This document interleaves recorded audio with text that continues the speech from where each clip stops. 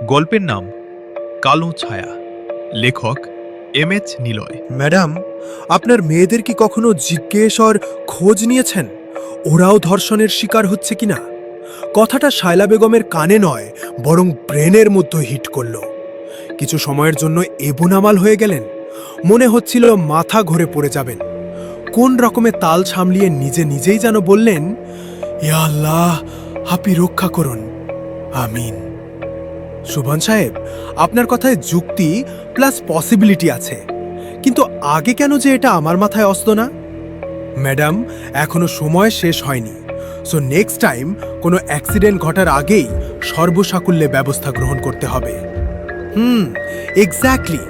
But আমি তো ভেবেই পাচ্ছি না কে বা কাহারা কেন এমনটি করছে।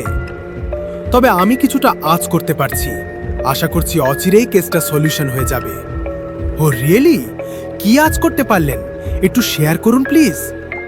এখনই নই ম্যাম, আর একটু অ্যাডভান্স হয় দেন পুরোটাই আপনাকে বলবো।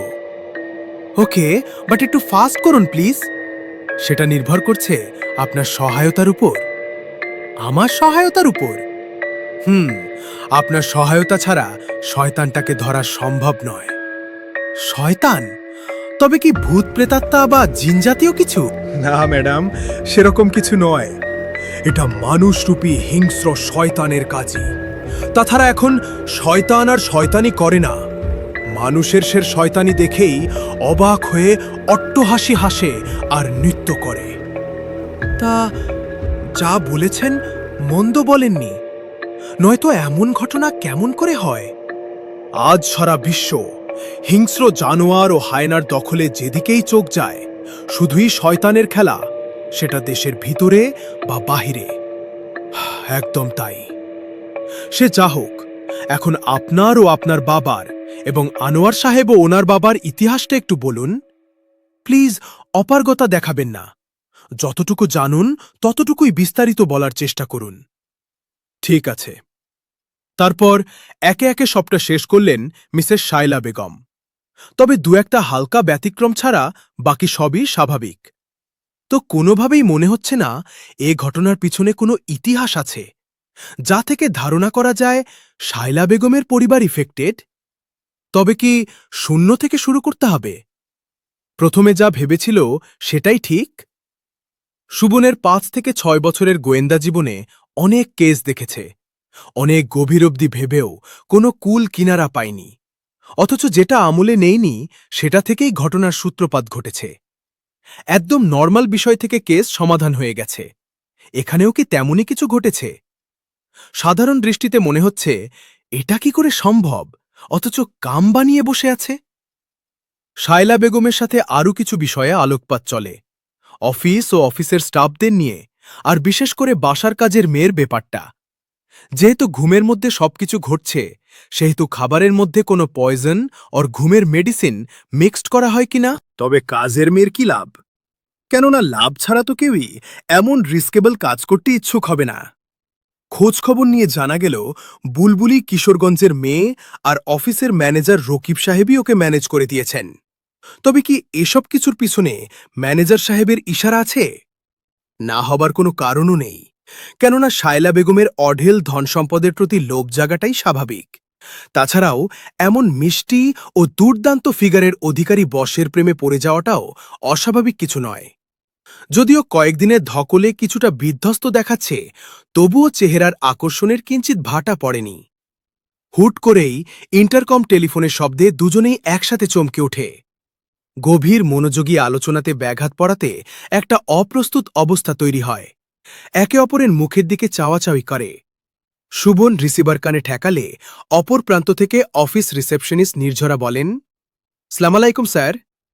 ওয়ালাইকুম। নির্ঝরা বলো। স্যার, একটা চিঠি আসছে আপনার নামে, উপরে লেখা ইমার্জেন্সি। ওকে, পাঠিয়ে দাও।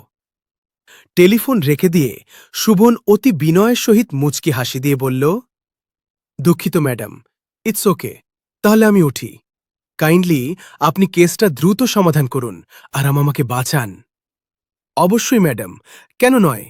তবে আজ বাসায় ফোন করে বলে দেন বাসায় কোনো রান্না না করতে। কারণ বাসার সবাই রাতের খাবার বাহিরে খাবেন, এমনকি আপনিও মেয়েরা ইনট্যাক্ট বোতলের পানিও পান করবেন। ভুলেও বাসার কিচ্ছু খাবেন না। কেন? সেটা কেন? কারণ আর কোনো রিস্ক/টাইম নিতে চাচ্ছি না। কালপিটটাকে দ্রুত আটক করতে চাচ্ছি, আর আশা করছি আজ রাতেই একটা রেজাল্ট পাব। ওকে, তাতাই যেন হয়। আর আমি আমার দিকে সব ব্যবস্থা করতেছি। শায়লা বেগম বিদায় নিলেন আর শুভন চিন্তার সাগরে ডুব দিলেন। কিন্তু না, সেটা আর হল না, কারণ নির্ছরা চিঠি নিয়ে হাজির। মেয়েটি যেমনই দেখতে তেমনি ব্যবহারেও। কখন কি বলতে হয় একদম ঠোঁটের অগায় সেটা এসে থাকে। পরিস্থিতির উপর যেন কোর্স করা। যেমন এখন মিষ্টি হাসি হেসে চিঠিটা দিয়ে বলল, স্যার, দেখে তো মনে হচ্ছে ভাবির ওয়ার্নিং লেটার এটা। ভাবির ওয়ার্নিং লেটার মানে? মানে একদম সহজ। এভাবে সকাল সন্ধ্যা অফিসে পড়ে থাকলে বাসায় থেকে এমন করেই ওয়ার্নিং আসে স্যার। তোমার পাকনা মাথার জিনিয়াস বুদ্ধি। কিন্তু তোমার এমন এক্সপিরিয়েন্স হলো কেমনে? তুমি তো ব্যাচেলর।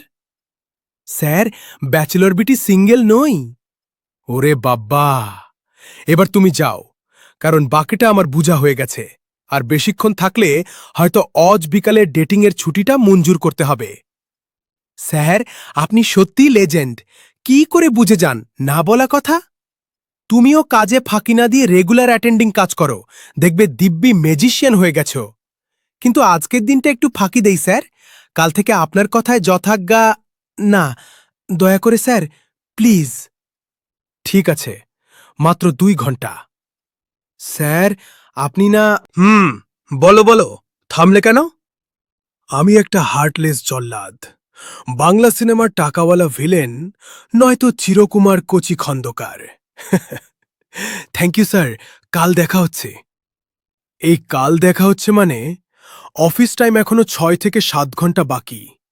মনে হয় না আমার কথা ওর কান অবধি পৌঁছেছে, আর নয়তো শুনেও না শোনার ভান করে চলে গেল। প্রেম জিনিসটা বড়ই বেহায়া। এখন হাসি খুশি ও সুখ ফিল করছে, আবার একদিন দেখতে পাবো শকড খেয়ে। যা হোক, খাম খুলে ভেতর থেকে একটা কম্পিউটার টাইপিং চিঠি পাওয়া গেল, আর চিঠির নিচে নামটা দেখে শুভনের স্বস্তির নিঃশ্বাসের শব্দ পাওয়া গেল। প্রথম থেকে পড়তে শুরু করল। স্যার, প্রথমেই ক্ষমা চেয়ে নিচ্ছি। আর আমি জব বা আপনাদের থেকে পালিয়ে আসিনি, বরং নিজের নিকট থেকেই নিজেকে লুকিয়ে রাখছি। কিন্তু এটা ব্যাখ্যা করার সময় এখন নই, তাই একটা জরুরি মেসেজ দিচ্ছি। শায়লা বেগমের কেসটা শুধুই নর্মাল কেস নই, এটা একটা পোভো কেস। সাদিয়া চিঠিটা পড়ার পর 22,000 চিন্তাভাবনা একসাথে ভিড় করল ব্রেনের ভেতরে। প্রথমে মনে হলো এটা ফেক, কেননা এটা ছিল কম্পিউটার টাইপিং আনারি চিঠি, যা গোয়েন্দা দপ্তরের বহির্ভূত লোকের কাজ। সাধারণ একটা কোড ব্যবহার করা হয়েছে, হয়তো কেসটা ডাইভার্ট করে অন্যদিকে নিয়ে যাওয়ার একটা কৌশল। পরক্ষণেই আবার ভাবল, এমনও হতে পারে সাদিয়া নিজেকে আড়ালে রাখার জন্য, বা কেউ এই চিঠি সন্দেহ করুক সেটা চায়নি, তাই পাবলিকের মতো করে চিঠি পাঠাইছে। তবুও কিছু কিন্তু থেকেই যায়।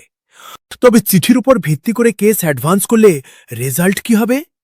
প ভ প ভ দিয়ে অনেক কিছুই আসে।